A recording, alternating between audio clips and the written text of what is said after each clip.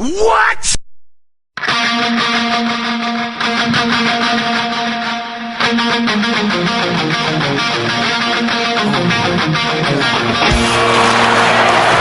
Brunette. Brunette's in. Andrew Brunette shot to score. Andrew Brunette in sudden death overtime, and Minnesota is moving on. I won't need my high school diploma anymore. I am the smart. I am the smart. I am the smart. I am the smart. S-M-R-T. I mean S-M-A-R-R-T. Played here by Danny deeply, and out they come 2-on-1. This is Niederreiter holding on to it, and he scores! Nino Niederreiter wins the series for the Minnesota Wild.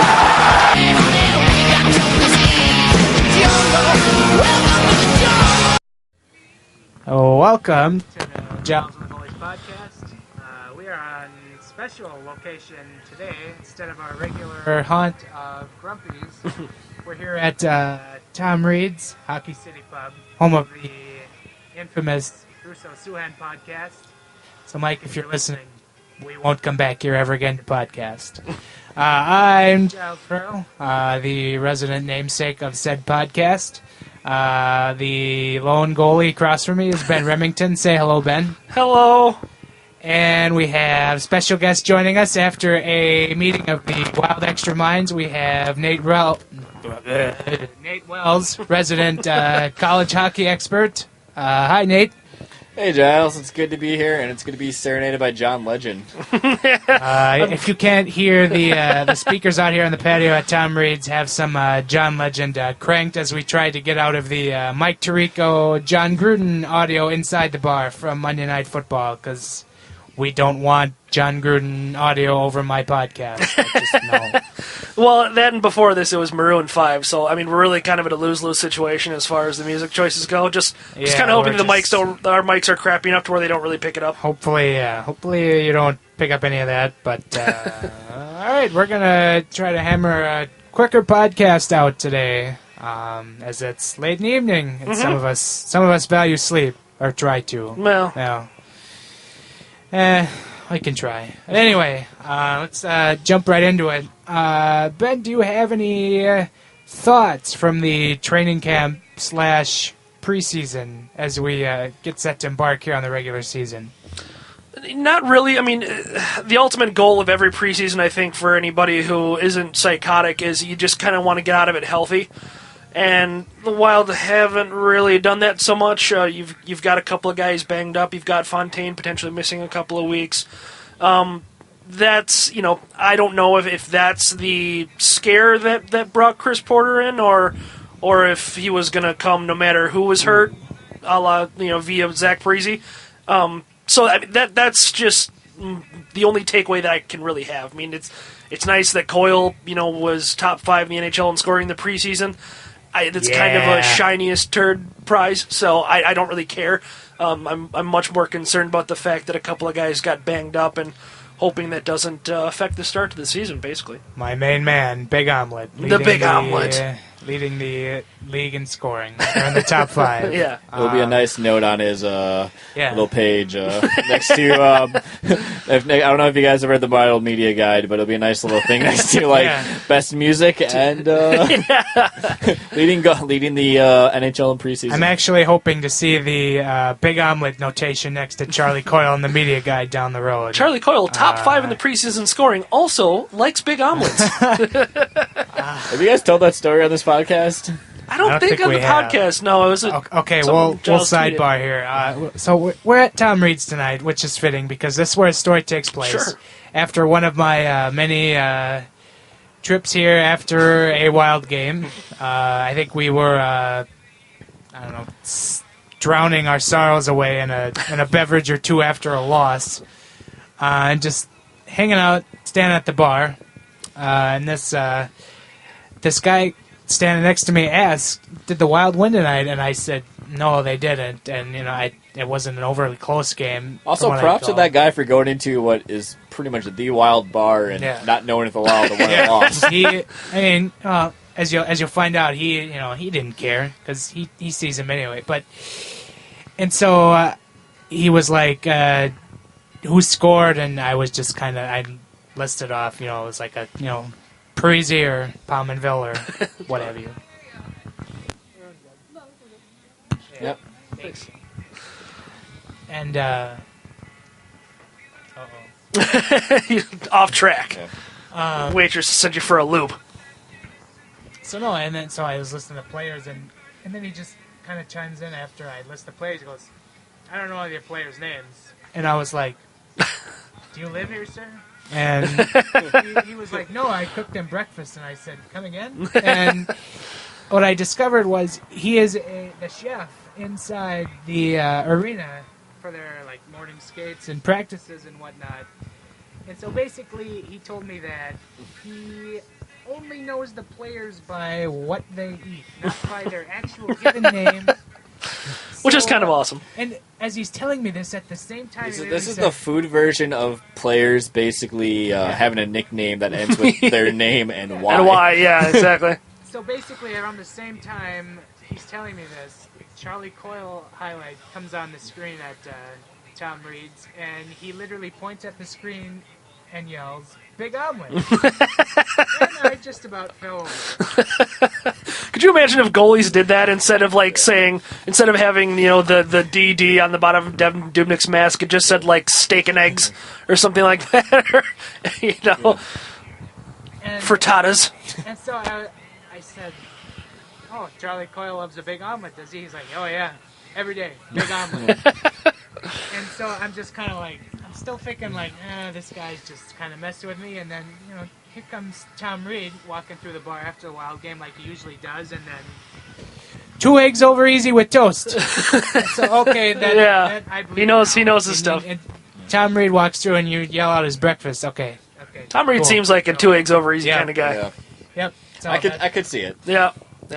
So at any point in the year, if you see me tweet Big Omelet, that's what I'm referencing. Or the Wild Extra account, or anyone affiliated with that. We're really pushing that train. Yeah, we Hashtag want to get Big that. Omelet. Yep, hashtag Actually, Big Omelet. I'm thinking about customizing a Big Omelet 3 jersey. That's up there. I mean, who knows if that happens, but we'll see. He's the 3-egg omelet. Anything's possible, yeah. Makes sense. But yeah, the preseason, last couple games went well. Wild certainly kicked the crap out of a couple junior varsity teams. God. Paul Maurice took exception. I left and did other things and came back. I didn't watch the one game that was on television, which is kind of like an annual gripe that no one ever shows Wild preseason games here, despite 3/4 of the league having them on. Yeah. But I left and did other things and came back and was like 8-0. Yeah. Whoa. What was Winnipeg playing? Actually, our last podcast, we started during that Winnipeg Yeah, game, and as we later found out, Paul Maurice didn't like that the Wild did certain things, and he also did certain things. It's just Right. Mike Yo didn't like that Paul Maurice did certain things. So. Paul Maurice probably didn't like that Wild Buffalo score either. Yeah, probably not. Same story. Yeah. Tomorrow I'll just tweet hashtag things Paul Maurice doesn't. That's probably a good idea. It's like that time that Barry Trotz, I think it was the first time that Nashville was playing Minnesota, went off on Ryan Suter, and it was like, no, not a real team player. So they're basically just trying to get his players and his fans up on hating Ryan Suter after he left. Or Clayton Stoner and all of his comments. Barry Trotz is long gone from Nashville, but the hatred he left behind. Oh, still there. Still there. But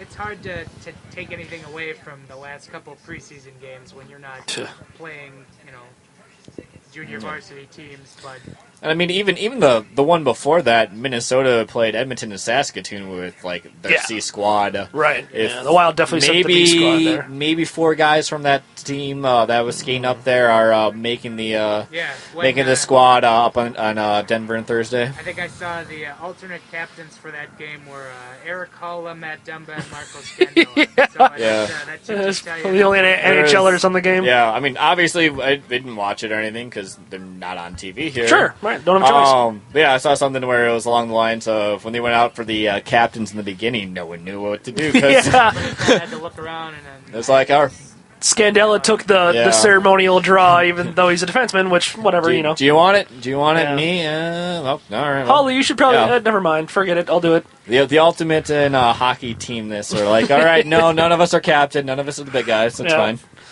And, you could maybe take some away from having that A in the preseason maybe for down the road, but as we learned over the weekend, Rafi Torres also had an A on his sweater, so there's really no value in that. Yeah, I mean, as if the captaincy in San Jose couldn't mean less. They pull a stunt like that where the guy with the A on his sweater garners himself a 41-game suspension with a brutal and completely useless dirty hit during the preseason. It's an A that's less teal and more scarlet. Yeah. And then they hand Joe Pavelski the C while Joe Thornton sits in the corner and ties his skates and looks around longingly. Poor Joe. Yeah. Thornton, that is. Mauer too, yeah, sure. So anyway, I guess we kind of switch gears as we gear up for the regular season. Kind of looking for some big storylines here for the Wild as we enter the regular season. Something I'm kind of hitting on this last 5-6 days.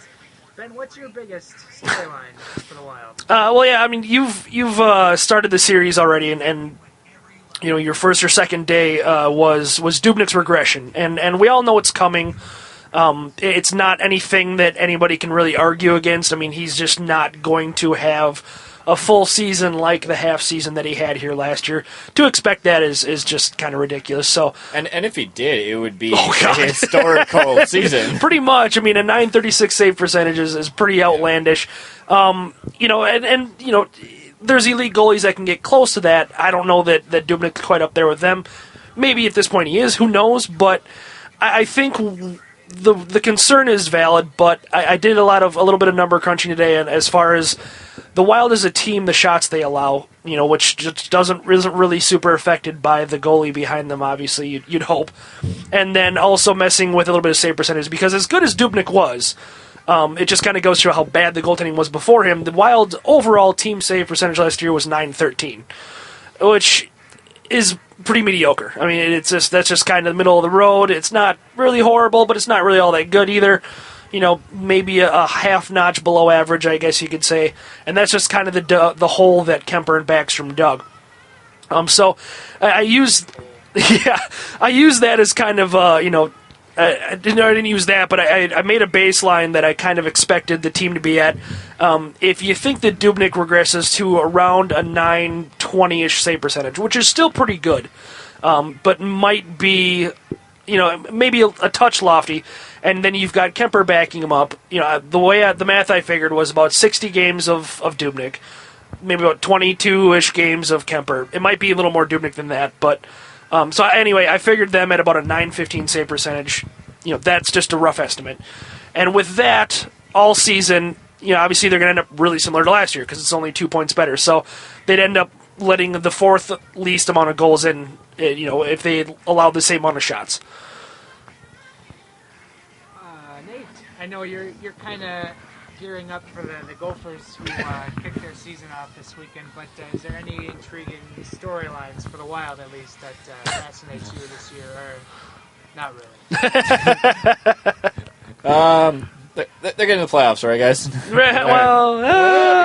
We'll talk about that later. Yeah. I mean, I guess probably my most interesting thing is kind of just them kind of figuring out their second, third line, just figuring out what they're going to do with Charlie Coyle. Yeah. Kind of has been a little bit of a story going into camp, maybe seeing some center, maybe seeing him on wing, and seems like he's kind of played his way a little bit out of center.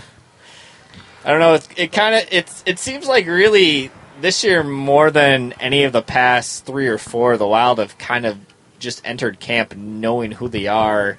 Didn't really do anything big in free agency. It's kind of just adding depth moves, whether it's having the Mike Riley signing or anything recently with Chris Porter coming in, just trying to help out with having guys who can come in from Iowa or go in and play down in Iowa and help out and develop. Because I mean, I don't know how much you guys talk about Iowa on this podcast, but kind of a dumpster fire. Yeah, we talked about the dumpster fire a little bit last year. I think the last time we talked about Iowa on the podcast was when they fired the head coach. Okay. So it's basically babies have been born since you've talked about them. Yeah, we're trying to we'll try and fix that this year, but we'll see. No guarantee. But I mean, it's kind of it's kind of just a lot of their moves have been deaf, and it's kind of just.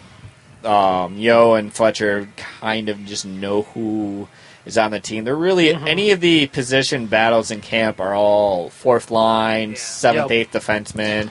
It's figuring out like if you're carrying 2 or 3 goalies, or if you're going to have a guy figure out who your 7th or 8th defenseman. If you're going to have a guy like Mike Riley start off in Iowa, or maybe you can play his way up. And I think that's the only unanswered question right now because they haven't made their last cuts yet. Is if Riley's going to start up or start down, and it wouldn't even shock me that much if they started him up. I still think he spends a fair amount of time in Iowa, and they followed the exact blueprint that they followed with Matt Dumba last year, which makes a lot of sense. I think that's perfect, and I think he's a guy he'll see NHL time this year. I think I don't know if he's 100% ready to play a full 82-game season in the NHL, and I think that's a case you can make with most rookies.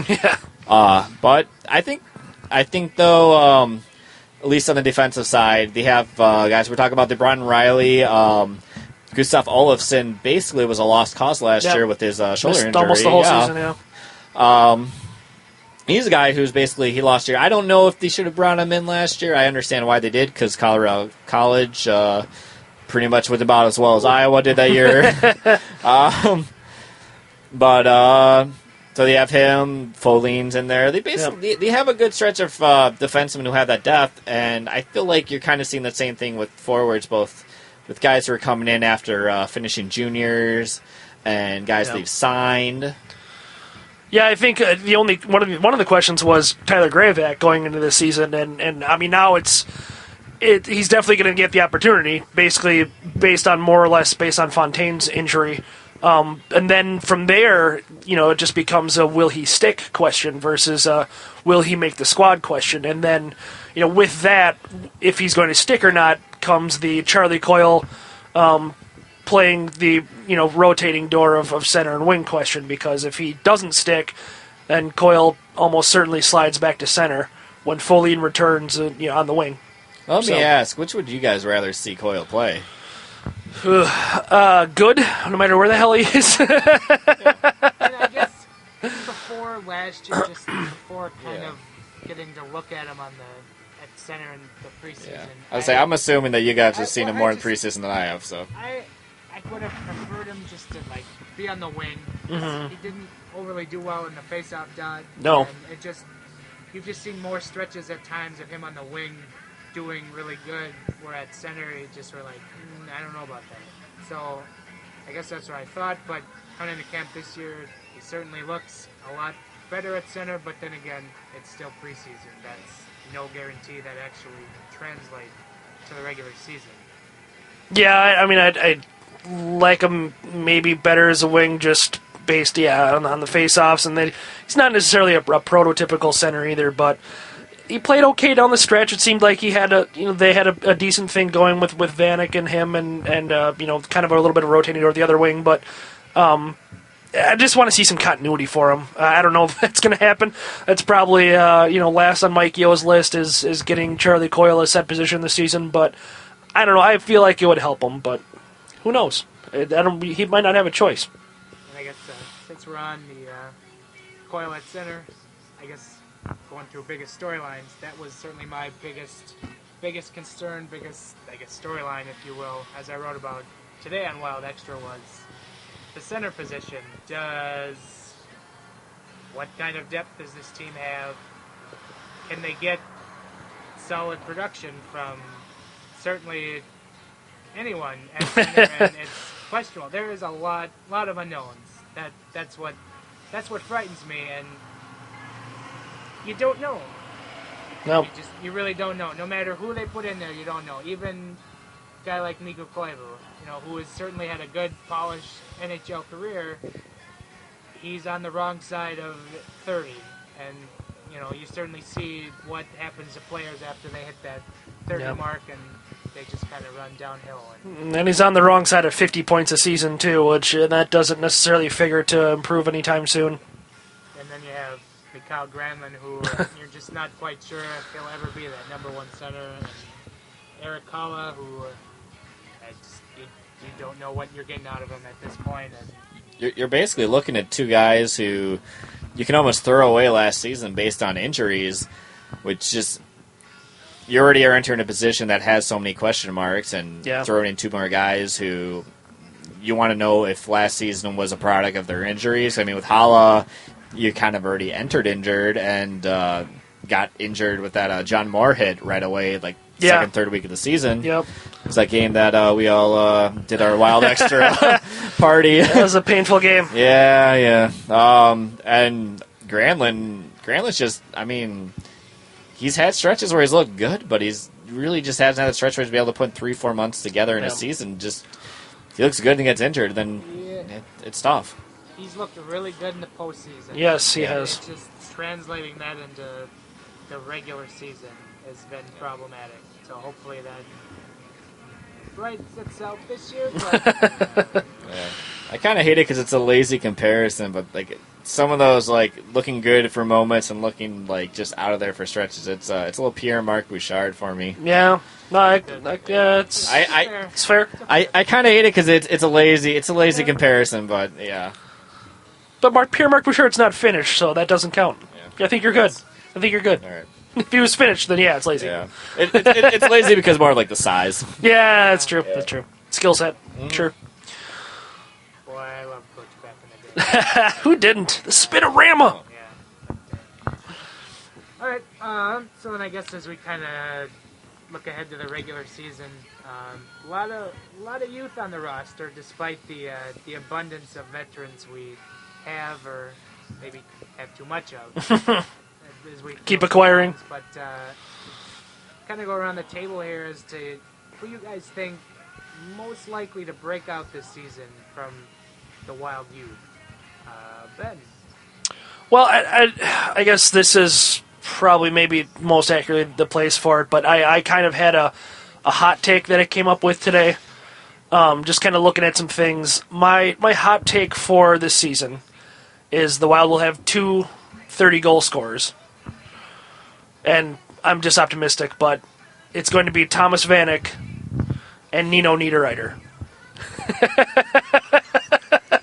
And I can hear all the Thomas Vanek haters like starting you. And I'm sure you're not getting a lot of arguments with Nino because he jumped up 10 goals, 14 to 24 last year. But Vanek, same thing. It's only been 2 years since he scored 30 goals, and who knows what happens there. And actually, that means that Preezy will not score 30 goals. And I think that if he doesn't, for the reasons that I think he doesn't, it's a good thing. Because I think that if we can get Granlund shooting a little bit more, maybe he can eclipse the 10 or 15 goal mark for the freaking first time. And we can get a little bit more production of him. So that's my steaming hot take in the form of a breakout player in Nino Niederreiter, which isn't really so much of a breakout player right now. But you guys can't tell, but my eyes rolled so hard in the back of my head when Ben said that. I thought he was unconscious for a second. He tells me yesterday I had my fantasy draft. And I only got 2 Wild players. No, he said 3 Wild players. 3, yes. And 2 of them he just tossed out there with that. I didn't even think about that until now. So, honestly. Maybe I'm just higher on those guys. That's probably it. And I know that's a blazing hot take, but, I don't think that they're that crazy. I mean, Vanek has scored 30 before. Nino just scored 24 last year. I'm not predicting, Ryan Suter to be a 30-goal scorer here. So that's just a kind of a joke into itself. But I'll say if you were, we'd have to one ask that. Yeah. 2, there would be like another group of people marching down towards Tom Reed's. Yeah, I thought that it'd be like Tom Reed's, the official bar of hot takes, and people angry over Thomas Vanek possibly scoring 30 goals over Tom Reed's. So that's my pick. After do you have any kind of clicks to pick from the Wild youth at all, or? Honestly, I really don't. I wish I did. I don't think I can follow up and going Vanek scoring 30. Which, you know what? like Thomas Vanek. He has a special place in my heart. I got the chance to actually like interview him, and that was kind of a. I don't get like starstruck or anything, but it was one of like the like 3 people I've ever been kind of weirded out afterwards. Thinking about it, I was like, oh man, I watched him play as a kid. Huh. It was cool watching Vanek put the golfers on his back. Yeah. Yeah. But yeah, I had him. I was gonna say I did. It was actually 2 of the 3 were in the same year, where it was him and Keith Ballard. Which Keith Ballard, first Wild player I ever interviewed in the locker room, which was kind of nice to do. So he's always kind of been when I just watched the Gophers and didn't cover them, he was always kind of one of my favorite guys to watch. Sure. But yeah, I don't know. I'd like to see Vanek score 30. I don't think it happens. That's fair. That's entirely fair. I think it's safe. I think people made too much out of his comments in that Star Tribune article. I agree. I don't know if you guys talked about that in your last one. I think we not on the podcast, but right. we maybe made a playmaker joke somewhere in there, but it was definitely a big topic of the site. I just brought out a big form discussion. It did, yeah. It's just really a nice way to be like, welcome back to the season. It was. Welcome back to the season. Vanek said that he'd like to do more and he'd like to get a little bit more help. So yeah, I just like it that like more than anything, like we have to lie to ourselves. Like, I mean, I cover preseason stuff, in college and everything, and even if you don't cover, you still kind of see the same thing where everyone's like, this is the best year, I'm in the best shape of my life. Right. It's kind of like 2 fighters going into a fight. Like, no one's going to do, like, it's the best training camp I've ever had. And when someone says that they aren't, we're like, oh my God, why aren't you in there? Yeah, and that was Let's kind of my defense of Vanek's comment. And not to say that he was 100% right. I don't know that he was. I mean, it definitely could be construed as making excuses. Yeah. That's just kind of what it was. But what he said about the centers on this team wasn't really wrong. Didn't make what he said right. And the people that say that he should have kept in the locker room, I think that that's kind of a fair point, but I don't know that he really savaged anybody that badly either. So I'm a little bit more on the saying what we all were. Oh no, for sure, That's sure. the But thing. some people had issue with the player on the team saying that, which I understand that. But that's my thing. I think that's a little crazy that we expect someone to be like just the toe the line or anything. Yeah. Like when someone says something that we aren't expecting, that shouldn't be wrong. Like that's if we do, that's on us. Basically, how it feels basically at this point, like we just expect the players to just kind of give the generic response to everything, and it shocks you when they don't. They give you an actual real quote like that. You're just like, whoa, that's bad. What are you doing? And that's it. Like, I'd rather, like, honestly, like, there's nothing more I hate than false modesty. Like, I would rather someone be honest. And you know what? If I agree or disagree with it, that's much better. Like, I'd rather have this conversation with you guys. I'd rather have this conversation throughout everything than have to just be like, oh, well, if somebody was kind of false modest and made this amazing play and think they're teammates and God and everything else. There's just sometimes, like, I would just love to get, like, a good Mikko Koivu quote. That's just not the generic answer. Like, I would love to know what's actually going on. I don't know that he's capable of that, to be fair. I guess...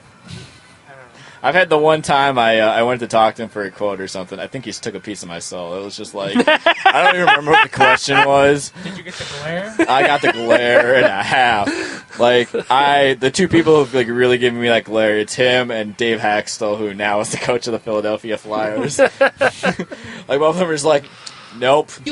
Why were you thinking about asking that question? You lose. Good day, sir.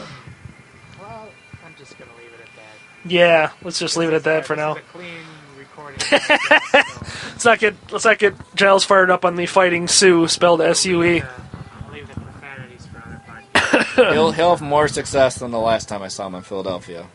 I'll And Nate brings it back to something fun and warm and fuzzy. I'm sure about that. I would. By the way, speaking of locker rooms that were kind of awkward to go into. Oh, I bet that was. I went into the locker room after I came to talk to somebody. Jeez.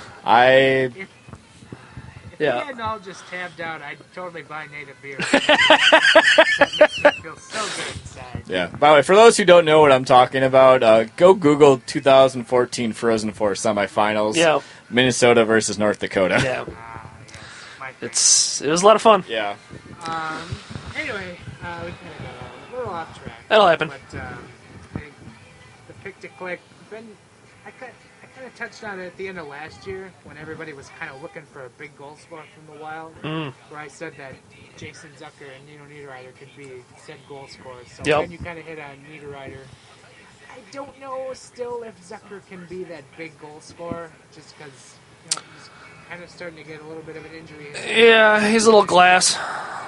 But you hope you're wrong and he scores 30 goals, because when he's healthy and in the lineup, he's a value to this team. So. I think the key for both of those guys, and we hate to bring it up as much as we human possibly can, but the power play, I think the key for both of those guys, and those guys, and there was a line last year at the end of the season that worked really well. It was, Stewart had such a great end of the year for us with Koivu and Nino, and it worked because you had three types of players, and Nino was the shooter.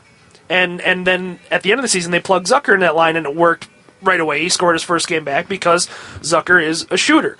And I think if either one of those guys can get, or hopefully both, can get a fair amount of power play time, I think that could really help not only the team, obviously, but it helped them get to that, that holy 30-goal plateau, that unattainable goal for a young Wild player, essentially. I mean, you're anointed to sainthood when you reach that plateau. So, right. Unless you're Jason Pominville, then everyone forgets about it a year later. Everyone roasts. Palm and whiff. I think that's a big key for those two guys. I think that, them getting some power play time and not the token 27 seconds at the end of the power play that Yo was giving the second unit last year. If they can get some big time, minute-plus chunks on a regular basis, I think those two have the talent and the wherewithal to shoot, to score. So I think that could be huge, and I know it's something that's going to be beaten to death, but I don't really know that we can underrate it, because this team, truth be told, doesn't have a whole lot of shooters, and those guys are definitely of that class. No, you're definitely right. You'll get no arguments from me about doing anything different with the power play. I guess that just circles back to that every time. Shoot. Just shoot. It drives me up a tree more. Just somebody sitting behind you at the Wild game just yelling. Shut up. I don't mind what anyone really does, in terms of you were it's even like a Twins game or something. People do the wave. It's like, you paid money, you're there to enjoy yourselves. For some reason, shoot, I'm just I'm that person who, if I go there, I'm just like, oh man, why? See, the shoot for you is the wave for me. Let's not go down that road. It's just better if we don't. That's the exception to the rule where I don't mind what anyone does at a game. Okay. You paid the same amount of money that I paid. Yeah. None of us are better fans and whatnot. We both are here for a reason. Yeah, I wrote a lengthy article about the wave this summer and my feelings. Yeah, so we don't need to go down that road. I mean, the equivalents to your well-known feelings on the wave are my well-known feelings on the Avalanche. We all know where it's fair. Yeah, we individually stand. Yeah, absolutely. I guess as we look at the season as a whole, where do we think the Wild finish? Do they make the playoffs? Do they miss the playoffs? How are we feeling on that? It's difficult because the NHL is just a crapshoot. Yeah, especially the Central Division. Good God. But how are we all feeling? I'm cautiously optimistic after what they went through last season and coming out of it, and then now getting a full season of Dubnyk. I feel a lot better about it, than I did going into last season, maybe. Because there's some continuity there at the goaltending position. There isn't a question mark, and I could be biased, but it seems like that's a question that needs to be answered for any team that wants to contend. And even though there are questions around Dubnyk, and that's totally fine, I understand that with the regression and whatnot, but I think that just having that question kind of answered is a huge bit for this team. I have them, I think, finishing second in the division, and that's maybe a little homerish, but also knowing that other teams in this division have their struggles too. They have their questions. I mean, the Blackhawks, who I have winning this division, definitely, you could say, have their questions. Yeah, I mean, the Blues, they're essentially the same team minus TJ Oshie. The Avalanche are the same team. The Stars are the same team, plus more offense, which is not really what they needed, plus a mediocre goalie, which is not really what they needed. And, the Jets, they lost Michael Frolik. That's about it. The Predators, they're the Predators. I don't... things are going to change, but it's really too close to call, and I can't help but to be a little more optimistic about the Wild than I am about at least a few of the other Central Division teams. Nate, do you have any feelings on how the Wild are going to do? I wouldn't be shocked to see the Wild finish second. I wouldn't be shocked to see the Wild finish sixth. That's just how the Central Division is. It's you can make a case. It's seriously, there are 6 teams that can make the playoffs in that division, and no one would be shocked to see that happen. Well, they all have in the last 2 seasons. Yeah, but I mean, a team like Winnipeg, who probably this time last year was picked to finish 6th or 7th, made the playoffs, and I think that overachieves. I think for me, more that I'm looking at than if the Wild make the playoffs or not, I'd probably, if I had $20 that I never want to see again, I'd probably put it on the Wild making the playoffs. I'd also probably put that $20 on if I never want to see again on the Wild win the Stanley Cup, because, hey, $20, I'll never want to see again. Right. Just don't put it on DraftKings. I mean, come on, you got to get that. Oh, I saw that. I saw that article. Yeah, but come on, $20 I never want to see again. You might as well go with the underdog. Yeah. Big money. Whatever. 10th or some best odds Cup. Yeah. Yeah. And they're behind the Blues. I don't understand. I mean, I don't disagree with them being I think 8th or something. Odds are kind of a fickle beast. Yeah, but the Blues, what the? Yeah, they watch they know it's the playoffs still. They still do a playoff for the Stanley Cup. It's like why the odds are so high. Yeah, that's true. Yeah, Blues getting the Stanley Cup. But no, it's like why Toronto are always about a half step ahead of why they are, because they want Toronto fans to back. No, I understand. Huge fan base. I understand. And no offense to the St. Louis Blues fan base, which has a long and regal history of 50 years with the Blues, but I'm sure that it's a little bit more of a passionate fan base up here. Yeah, sure. I'm sure that you don't have a giant St. Louis broadcast ship up here, because Not really. Really. No one hear that. All right. No. But I mean, for me, really, what I'd kind of rather see more from the Wild, I just want to see if they can avoid that those highs and lows that we've had each of the last 2 seasons, where the December swoon we've been getting. Yeah, December, January swoon, where. Yeah. I mean, you can only do it for so long without not having to cost. I remember the first year where it was it's okay, this is bad. Can we turn it around or everything? Mm-hmm. Is Yo going to lose his job? I don't know. No, it's good. We're looking good. And the second year, it was pretty much the same thing. It was a little worse. Kind of looked really bad. I remember both the beat writers kind of having the right pieces about that, where would it be is Yo, how close is he to the edge and everything? Right. And eventually, obviously, the Wild got Devin Dubnyk, and things turned out for the end. It kind of ended up the end of an Entourage episode. But I guess I don't know if you can do that a third season and still survive, not survive, actually keep your coat. I think at a certain point they're going to make that change if it keeps up happening, and I kind of just want to see even if it's the same number of points that the Wild have this year, but if they can be just a little more consistent. It's not that we're winning we have a great month and we have a month and a half where we are struggling to win games until we play Buffalo.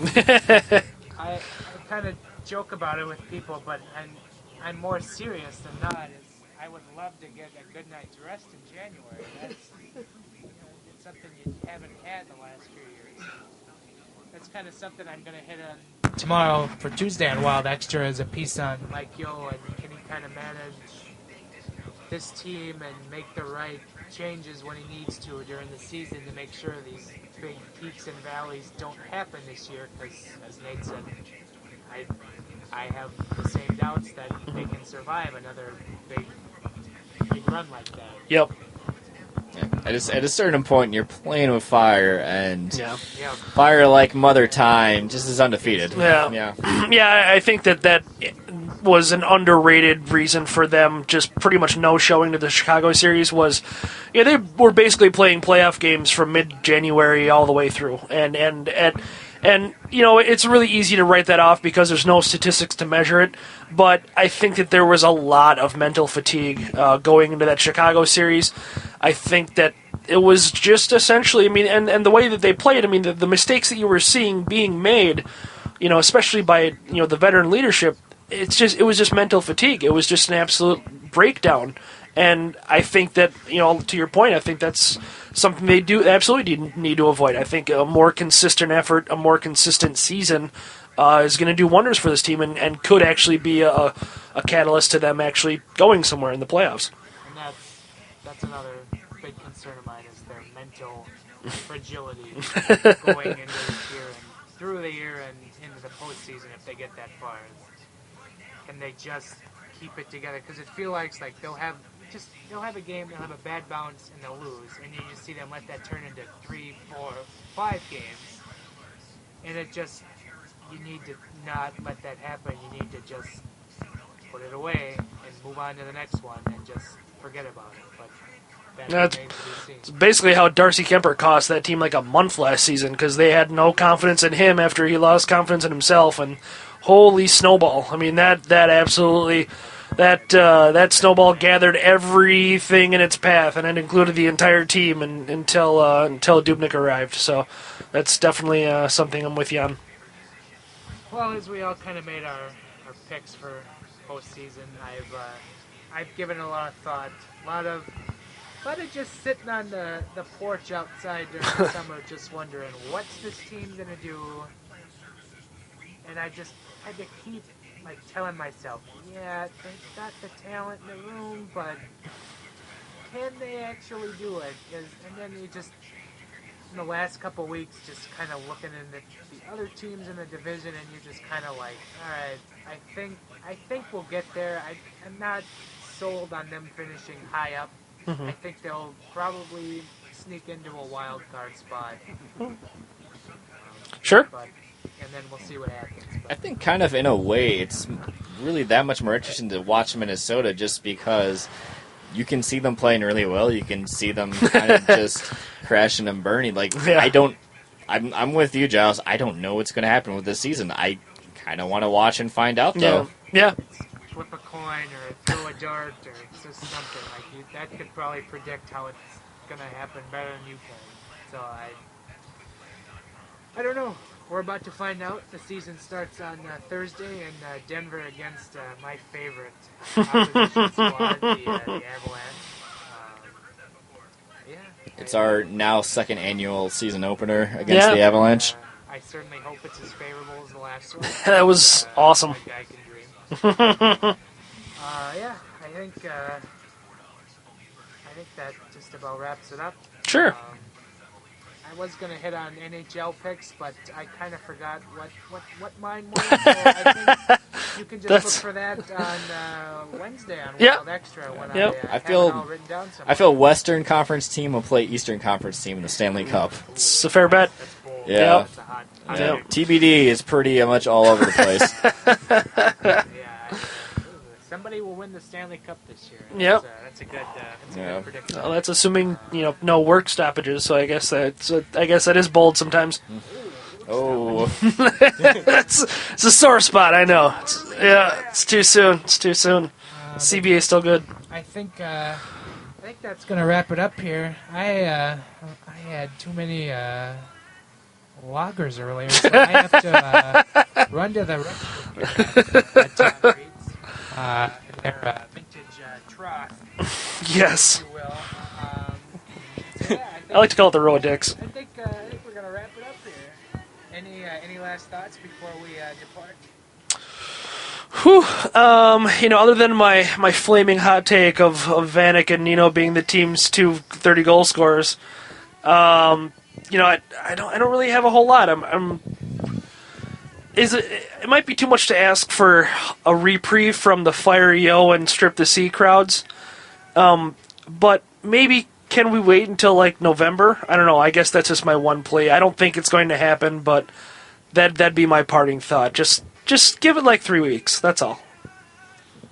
I just want to see the puck drop. Let's get some hockey in there. It's as much fun as it is to talk about it the last 4 months and see the draft and free agency and everything. I can't wait to watch some hockey. Go right about it, cover it, and all that fun stuff with you guys over at Wild Extra.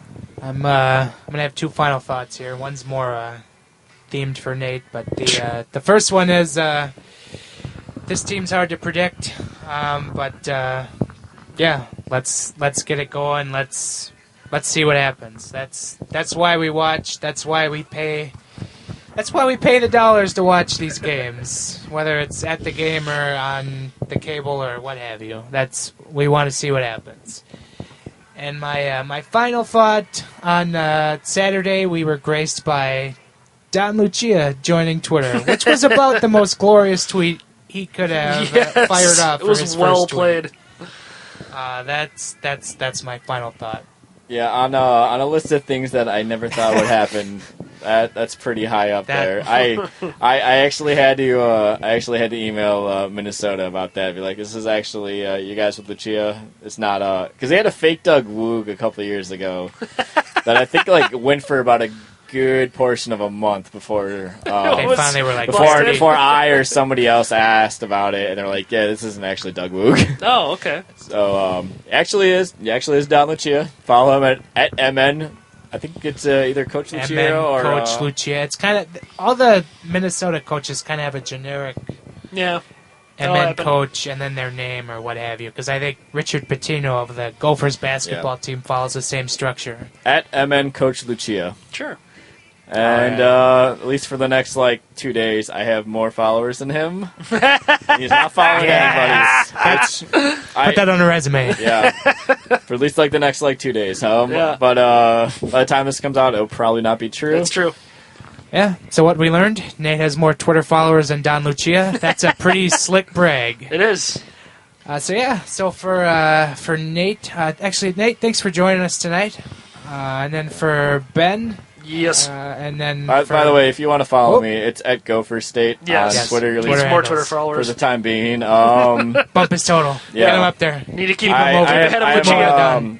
Possibly when this comes out, or it's already up there. But I have a piece up on Wild Extra about Jordan Greenway. Yep. Basically, BU is giving him some time in the first line. Some other stuff there. I don't know. I'm sure. Just if you listen to this, you're probably already a Wild Extra reader, and if you aren't, go follow it because there are tons of great writers and tons of great content up there. Yeah. Agreed. And then you can follow Nate on the Twitter machine at Gopher State. I think he just said that, but you know what? We're good at redundancy around here. Ben, you can follow Ben on Twitter at Ben Remington. It's easy. Remington spelt like the line of I don't know, men's products. Or steel. Lots of the guns, the tires. Depending on how old you are. Yeah, my last name's on a lot of things, and I don't get a dime for any of it, so it's easy to spell at least. And then you can find myself on Twitter at Giles Farrell. Giles spelled like the baseball player, Brian Giles. And then Farrell, 2 E's, 2 R's, 2 L's. That's how my grandfather used to fire that out there. So...